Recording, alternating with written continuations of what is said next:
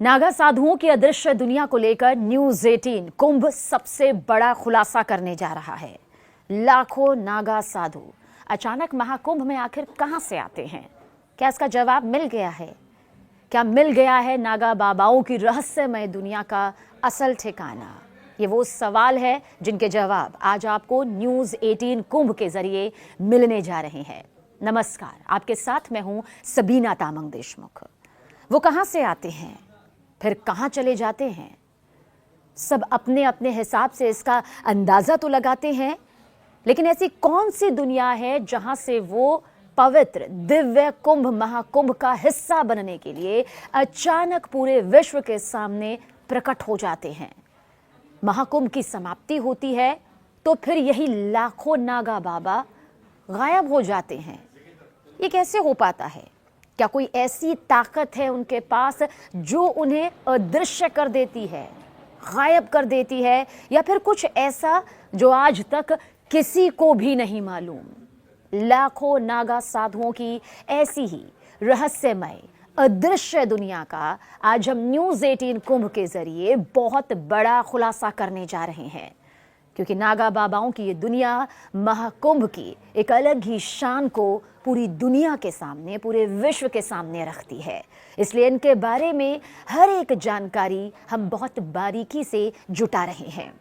और ये तो बहुत ही बड़ा खुलासा है, क्योंकि हर कोई जानना चाहता है कि जिन नागा बाबाओं को देखने के लिए लाखों करोड़ों लोग महाकुंभ में मौजूद होते हैं, वो आते कहाँ से हैं और फिर अचानक गायब कहाँ हो जाते हैं?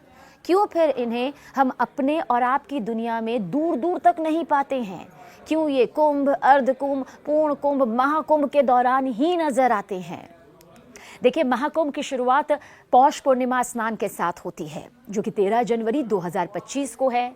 वहीं महाशिवरात्रि के दिन यानी 26 फरवरी 2025 को अंतिम स्नान के साथ कुंभ पर्व का समापन भी हो जाएगा। तो 13 जनवरी 2025 से शुरुआत होगी और 26 फरवरी 2025 को अंतिम स्नान के साथ महाकुंभ पर्व का समापन भी होगा। शाही स्नान की तस्वीर आएगी, अलग अलग महाकुंभ के अखाड़ों से तस्वीर नजर आएगी। पूरे विश्व को दिखाई देगा हिंदुस्तान का सांस्कृतिक, आध्यात्मिक और धार्मिक दमखम। इस तरह से महाकुंभ 45 दिनों तक चलता रहेगा, जिसकी भव्यता पूरे विश्व के सामने भी होगी। लेकिन धर्म के जानकार, ज्योतिषाचार्य, धर्म को बहुत बारीकी से समझने वाले, इसका अध्ययन करने वाले नागा साधुओं के जीवन पर भी अध्ययन कर चुके हैं, और वो मानते हैं कि नागा साधुओं का जीवन बहुत ही रहस्य से भरा होता है। इनके कहाँ आने और फिर कहाँ जाने के बारे में सब कुछ पता पाना संभव नहीं है। लेकिन फिर भी महाकुंभ, कुंभ, इसमें ये बड़ी तादाद में आते हैं, जिसके बारे में कहा जाता है कि ये उत्तराखंड, हिमाचल प्रदेश और गुजरात के जूनागढ़ की गुफाओं से आते हैं। ऊंची ऊंची पहाड़ियों से ये कुंभ महाकुंभ का हिस्सा बनते हैं। हिमालय की कंदराओं से आते हैं, हरिद्वार से आते हैं। जी हाँ, यहीं पर होते हैं नागा बाबा। और इनमें से बहुत से सन्यासी वस्त्र धारण करके, तो कुछ निर्वस्त्र होकर भी आते हैं और गुप्त स्थान पर रहकर कड़ी तपस्या करते हैं, या फिर अर्धकुंभ या कुंभ के मौके पर ही अपनी मौजूदगी बड़े पैमाने पर ये दर्ज करवाते हैं। असल में ये नागा सन्यासी अपनी पहचान छिपा कर रखते हैं। जी हाँ, अगर आपको लगता है कि ये बाकी साधु संतों की तरह अपनी पहचान सभी के सामने रखते हैं, टीवी के सामने आते हैं, पर्दे के सामने आते हैं, तो नहीं, असली नागा बाबा अपनी पहचान छिपा कर रखते हैं। बताया जाता है कि नागा सन्यासी किसी गुफा में कुछ साल रहते हैं और फिर किसी दूसरी गुफा में वो कुछ सालों बाद चले जाते हैं। वो अपना ठिकाना बदलते रहते हैं। गुफाओं में चलती है, ऊंची ऊंची पहाड़ियों में चलती है, घने घोर जंगल में चलती है इनकी अद्भुत, अकल्पनीय तपस्या। इसलिए कहा जाता है कि इनकी सटीक स्थिति के बारे में पता लगाना मुमकिन नहीं होता।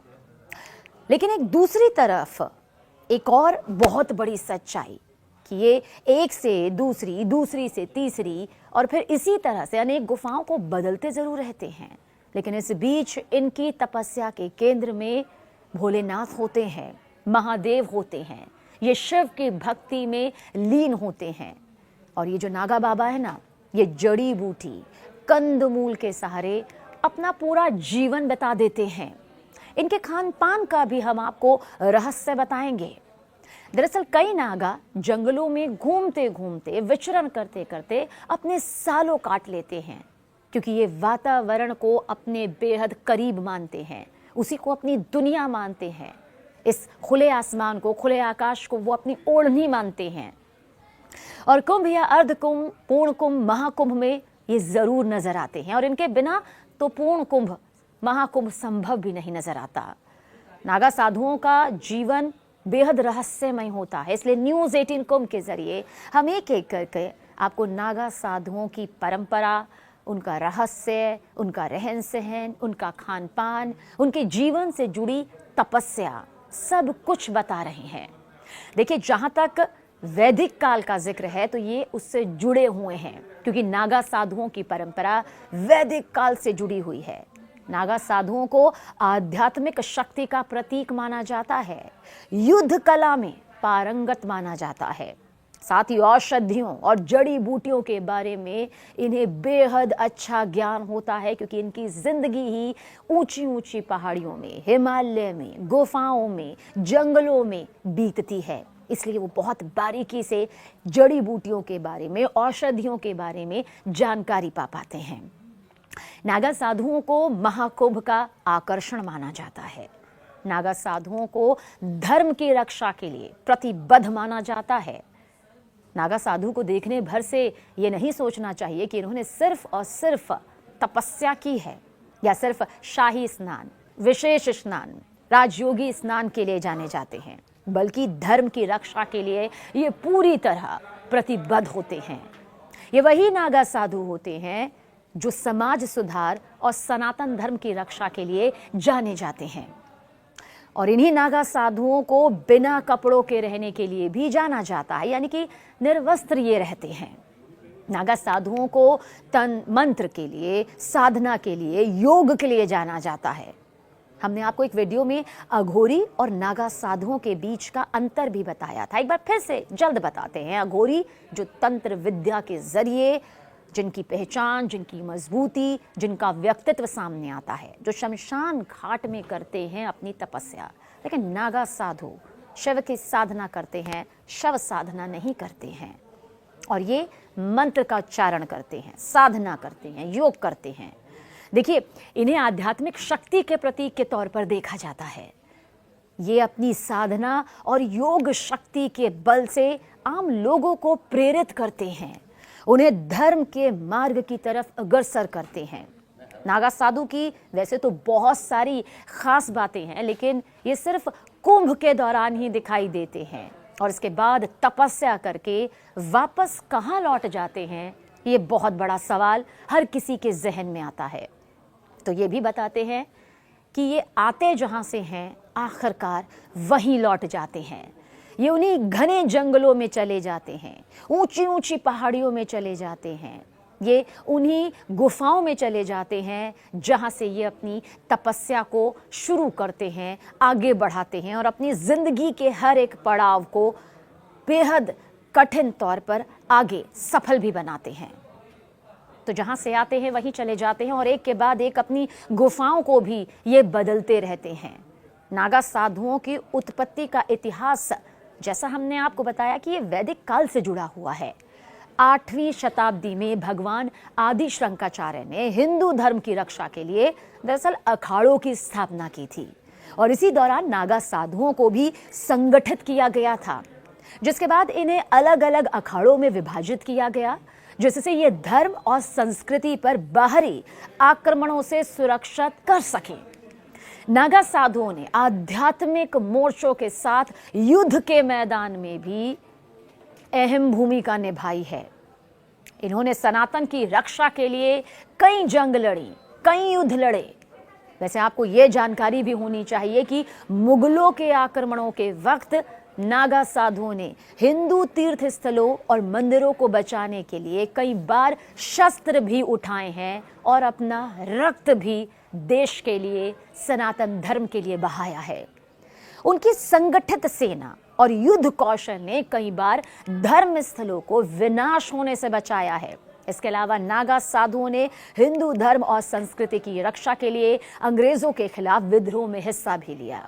नागा साधु बनने की प्रक्रिया कठिन और लंबी होती है, जिसमें ये अपना सांसारिक जीवन त्याग देते हैं, परिवार त्याग देते हैं, संपत्ति त्याग देते हैं, अखाड़े के गुरु दीक्षा देते हैं। नागा साधु बनने के लिए 12 साल के लिए पहाड़ों और जंगलों पर तप करना होता है। यही होता है इनका असल ठिकाना, जिससे व्यक्ति अपनी शारीरिक और मानसिक इच्छाओं पर विजय पा लेता है।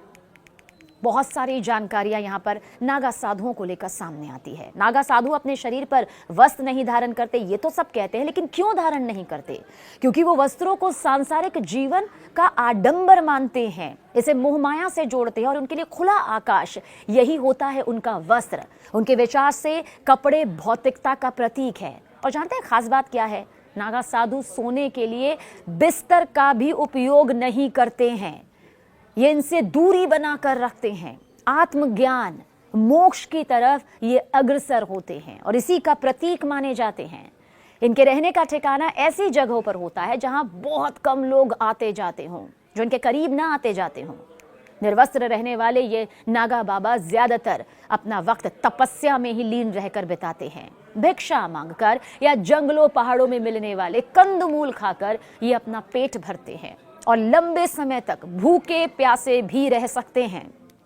देखिए, कुंभ में शामिल होने वाले 13 अखाड़ों में से सबसे ज्यादा नागा साधु जूना अखाड़े से बनाए जाते हैं और नागा साधु बनने से पहले उन्हें कई परीक्षाओं का सामना करना पड़ता है। उनके परिवार तक की जांच की जाती है, उनके इतिहास के बारे में टटोला जाता है और कई सालों तक अपने गुरुओं की सेवा करनी पड़ती है। साथ ही अपनी इच्छाओं को पूरी तरह से संपूर्ण तरीके से ये त्याग देते हैं। इतिहास के पन्नों में नागा साधुओं का अस्तित्व सबसे पुराना है। नागा साधु बनने के लिए महाकुंभ के दौरान ही ये प्रक्रिया शुरू भी हो जाती है, जिसके साथ वो ब्रह्मचर्य की परीक्षा भी कठोर तौर पर देते हैं। नागा साधु बहुत जल्द आपको बताते हैं जाते जाते 5 गुरु भगवान शिव, भगवान विष्णु, शक्ति, सूर्य और गणेश निर्धारित इनके लिए किए जाते हैं। इसके बाद नागाओं के बाल कटवाए जाते हैं। कुंभ के दौरान इन लोगों को गंगा नदी में 108 डुबकियां भी लगानी पड़ती है। महापुरुष के बाद ये बनते हैं अवधूत। जी हाँ, महापुरुष के बाद ही नागाओं के अवधूत बनने की प्रक्रिया भी शुरू होती है, यानी कि उन्हें अपना पिंडदान श्राद्ध करके, पहले श्राद्ध किया जाता है फिर पिंडदान, इस प्रक्रिया को भी अपनाना पड़ता है।